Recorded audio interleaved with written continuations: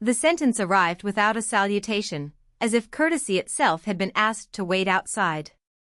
"You're no longer part of the family," Jessica said, her voice trimmed smooth like a ribbon on a box that holds nothing you want. It was the night before the wedding. I was standing over a simmering pot, lifting the lid to let the steam check the weather in my kitchen. "My name is Eleanor, and for 27 years I have been Daniel's mother, his morning ride, his late-night soup, his voicemail safety net. I have patched knees in arguments and the corners of a life the way a woman patches tablecloths, quietly, where the light catches." I didn't say a word to Jessica. I didn't ask why a woman who was about to promise forever couldn't find 5 seconds for a please. I set the lid down and watched the condensation race itself into lines like little rivers that know where to go. Somewhere on my phone, a folder held photographs of Daniel as a boy in his red rain boots finding puddles that could teach him the physics of joy. Somewhere else in the house, a suit hung with the shoulders of his father, even though his father has been gone long enough for dust to learn our names. When you raise a son alone, your hands remember everything your heart can't afford to forget. The smell of graphite when you lean over homework together. The sound of coins tumbling in the dryer because he forgot to check his pockets, and you pretend to be mad so he can learn without shame. The weight of a winter coat he didn't want to wear until wind convinced him. I kept those details stacked like dishes and thought, if I speak now, it will be a sound I won't respect in the morning. So I didn't. I let the clock reach the part of the night where even the refrigerator hum sounds like it's trying not to intrude. Do you think silence is surrender?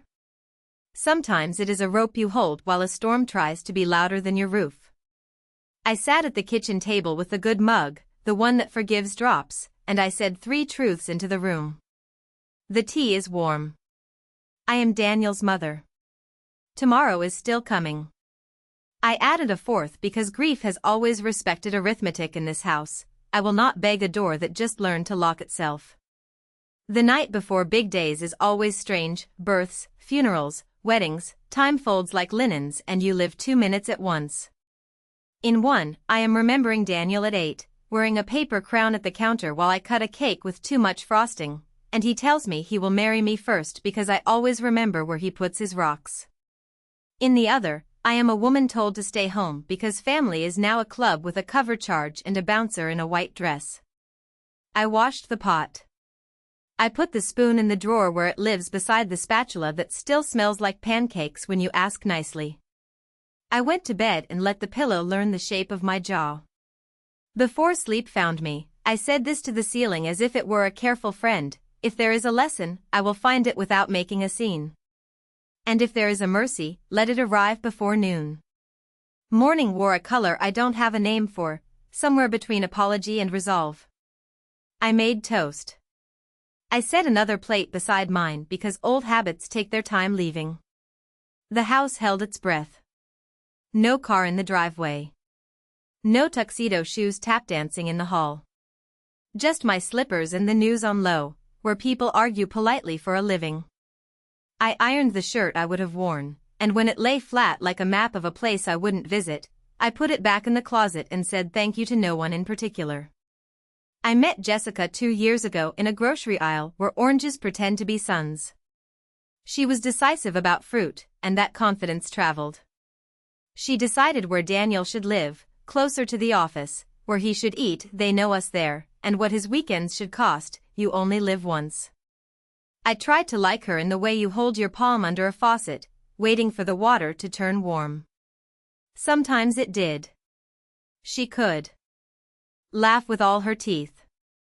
She knew how to make a cheap bouquet look expensive. She could look at a menu and guess which dish had been taught by a grandmother. But there were drafts in the room. A missed birthday call because meetings ran over. An eyebrow when I sent leftovers home in containers that used to hold butter instead of in glass that could make a shelf proud. And then the prenup that arrived like a guest who introductions say is generous and the bill says otherwise. Daniel said it made sense. Jessica's family said it was standard, and the lawyer they had chosen used the word protection as if marriage was a fortress you had to defend against your own future. Clauses bloomed like mold where daylight doesn't reach, a percentage of his earnings routed to a family support vehicle in her father's name, penalties if he ever reduced hours for caregiving, a schedule for holidays that treated my son like a subscription. "It's just paperwork," Jessica said, "everyone does this." I remembered the sound her mouth made on everyone and heard what she meant, everyone in my family. I asked Daniel if we could sit with the pages together. Not to scold. To listen.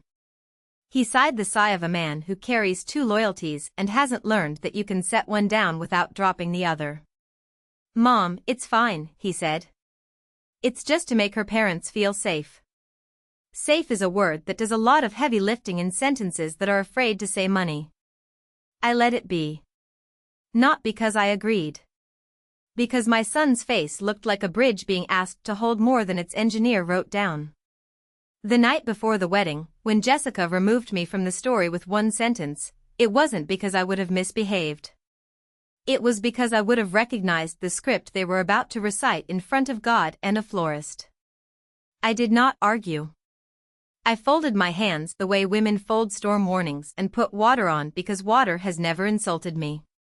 At noon the next day, the mercy arrived. Not loud. Not cruel. Just truth with a good memory. A friend from the catering staff texted me 3 words: he saw everything. Jessica's phone had a cloud as careless as a gossip. In it were photographs she had kept like trophies, a boss whose smile had a budget, and dates that could read calendars even with their eyes closed. The pictures were not what hurt me. The timeline was. I imagined Daniel standing in a room that smells like flowers and performance, reading his own life on a small glass screen, and hearing his future crack politely. The ceremony fell apart between the rehearsal and the part where someone says forever. There were raised voices the way storms have the decency to thunder before they break. Jessica's family, already counting Daniel's promotions and grandchildren they hadn't met, turned to face a loss that arrived dressed as a consequence. The prenup that had been sold as standard looked, under daylight, like a pipe with only one faucet. Someone blamed me. Of course they did. A mother who teaches her son to keep receipts becomes an enemy to anyone who hoped he wouldn't. Do you think a heart can break without making a sound anyone else can hear? I sat at my table with the half-made cake I had no one to surprise, and I put my hand flat on the wood as if the house could tell me where to put the pain. "He saw everything," I whispered to the sugar bowl. "He saw everything," I told the morning glory on the fence. Sometimes the only answer that keeps you from drowning is the fact that the truth remembered how to swim. The smear began before the flowers learned they were not needed. Jessica's family knows how to operate a rumor like a kitchen appliance: plug it in, leave it running, pretend not to hear the noise. Posts floated up with careful nouns: sabotage, jealousy, narcissistic mother, and verbs that forgot to prove themselves. My phone went loud with messages asking if I really did it. What exactly it was, no one could marshal. The lawsuits arrived dressed in grammar. Intentional infliction of emotional distress. Tortious interference. Words that wanted to be taller than the facts. I bought a notebook with a soft cover and dated the first page.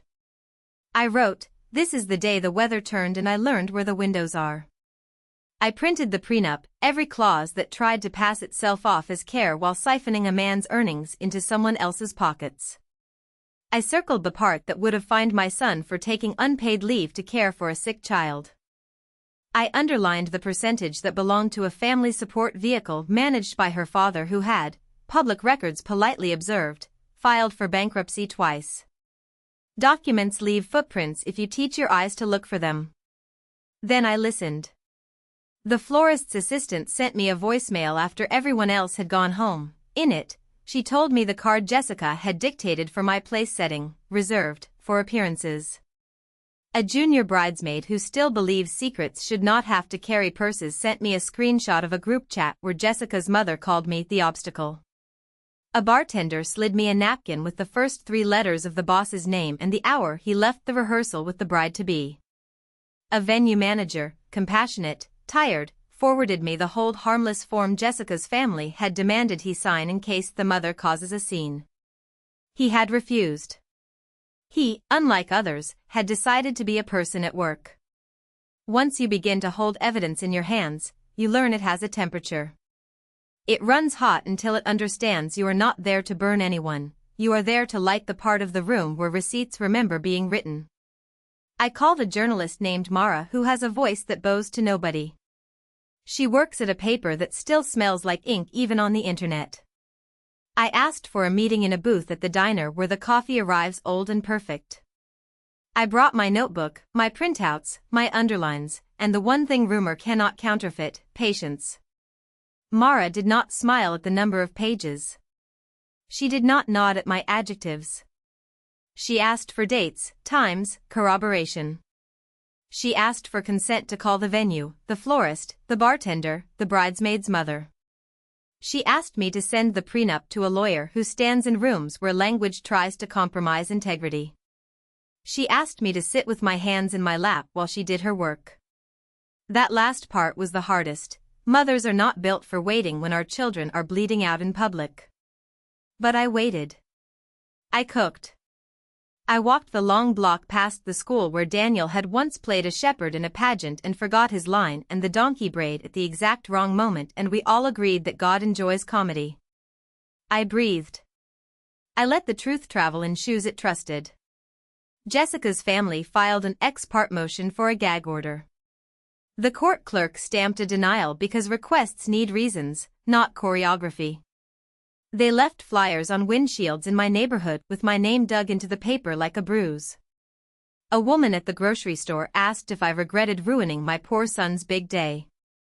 I put my hand on the lemons and said, I regret that women teach other women to blame mothers when men misbehave.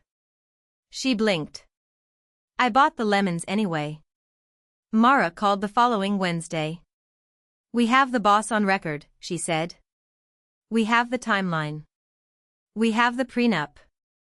We have the bankruptcy. We have the texts. We have the hold harmless. We have 3 vendors who will go on the record and 5 who won't but will let me write according to staff present. We have 27 screenshots. We have your silence. That last one is my favorite. Then she said the sentence that let my shoulders drop into their joints. We go Sunday. Long read. No adjectives we can't prove. Do you think vindication is a trumpet? It's a clean sentence with a period. On Sunday morning the story sat on a page like someone who came early to church and didn't mind the quiet. It used names. It used numbers. It used the kind of verbs that don't need help: sold, routed, demanded, threatened, cheated, attempted. It did not use the word monster because we have enough of those in movies. It used the word pattern, which in the right hands is merciful and in the wrong hands is a prison. The comments frightened me the way crowds do. They can turn, they can love you until they decide to need a new hero. But the letters that came privately, emails from teachers and nurses and a woman who works the municipal desk where dog licenses are renewed, made something in my chest stop bracing. I thought I was crazy, one wrote. Turns out I was just outnumbered for a while. I stood at my sink and read them and let the window teach me a lesson about glass. It keeps out weather and lets in light, and if you stand at the right angle, you see your own face enough to remember your name. Daniel arrived the way apologies should, not rushed, not rehearsed, not armed. He stood at my door with the shoulders of a man who has just met the inventory of his own life. He didn't try to make a joke out of the silence. He didn't flinch when I didn't fill it. Mom, he said, and 27 years of mourning sat down at my table. We made tea because I don't own a ritual that isn't honest. He told me things I already knew and things I wouldn't have guessed. He knew about the photos by noon and about the prenup by 3.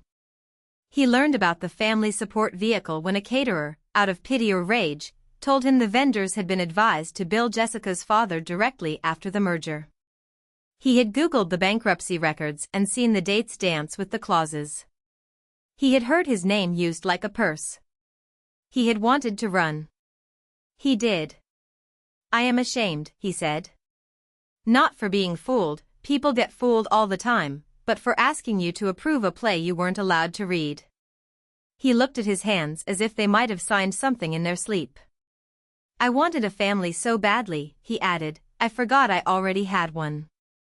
We let the kettle announce itself like a train passing through a town that can afford to be patient. I'm sorry, he said, and he did not add a but. Do you think forgiveness is a vote you cast once? It's a practice, like stretching a muscle after years of thinking you might never run. I forgave him in the oldest way I know, by feeding him soup with so much dill it smelled like July. Bread with butter that didn't have to prove itself. I listened. He listened back. We made rules not because I needed to feel important but because love without edges spills and then somebody slips. He would handle the legal mess with a lawyer, I would not read the filings. He would start therapy with someone whose questions could hold his whole name. I would go back to my Wednesday night group and admit that I had been too ready to trade silence for peace. He would move his boxes out of the luxury one-bedroom where the concierge knew how to smile at a man performing success. He would put them, for a season, in my garage, and then, when he was ready to choose an apartment that belonged to him alone, I would drive the second load and let him carry the heavy one like adults do. We took walks at dusk, when streetlights lose their shyness. We visited the park where he had once gone down the big slide too early and come up with knees that needed stickers and a story that needed telling 3 times before dinner.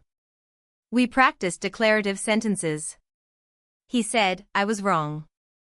I said, I am tired. He said, I will not let anyone decide my paycheck belongs to their last name. I said, I will not be interviewed by anyone but my plants. Jessica's family tried one more round of letters with letterheads that made noise. The journalist's story made it hard for their paragraphs to stand up.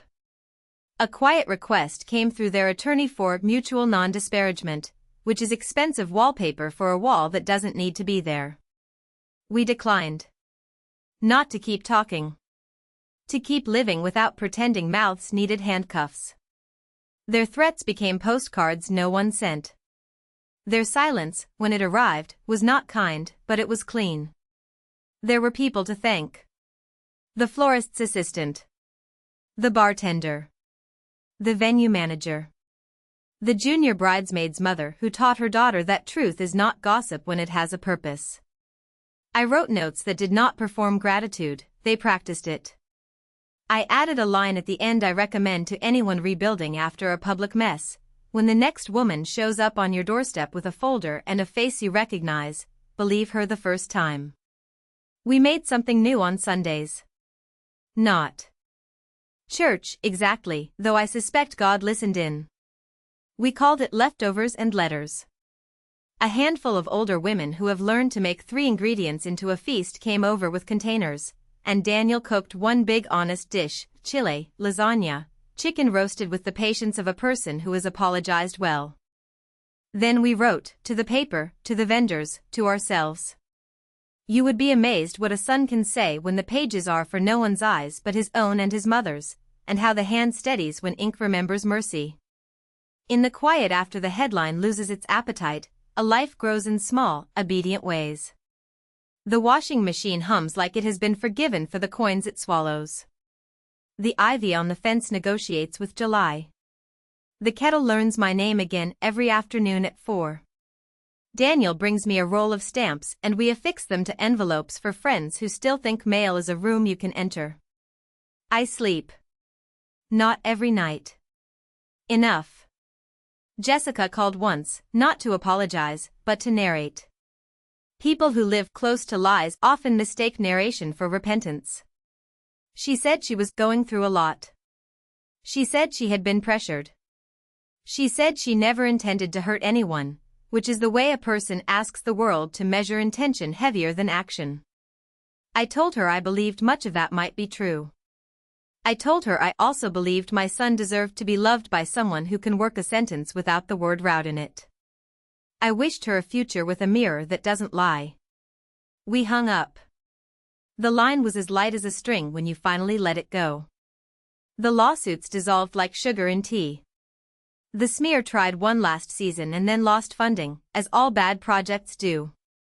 Mara moved on to write about a school cafeteria that learned how to be brave.